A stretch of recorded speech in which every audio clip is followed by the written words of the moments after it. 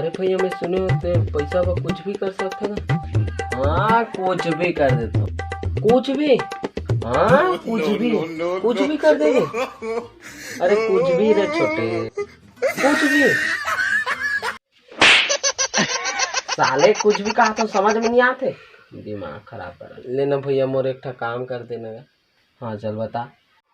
अरे भैया ते तो जाना था दिन गाड़ी में गिर गए, मोर गोड़ हाथ कहीं अच्छा नहीं चला। अरे का है काम है रे, बता ना रहते हैं। अरे कहीं नहीं भैया, सूट उठ के बहनिया बहिर जात होगा, तो बहिर जात हो तो गोड़ हाथ अब बड़ पिरात रहते एकदम से।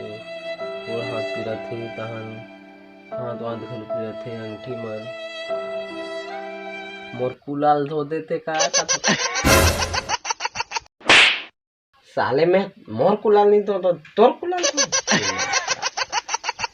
सही में नहीं धोस का भैया। चल बजा होती साले में वहां। अरे भैया भैया रुकना एक ठो बात पूछूंगा, एक ठो सिर्फ। हाँ चल का है बता। अरे भैया सुने हो कोरोना तीसरा चरण आया थे का थे।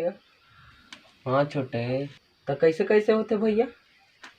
अरे भाई रे आँखी कान आँखी मन फूल लेते, नाक में सांस ले में दिक्कत जाते, गला बैठ जाते, छाती पीड़ा बढ़ जाते।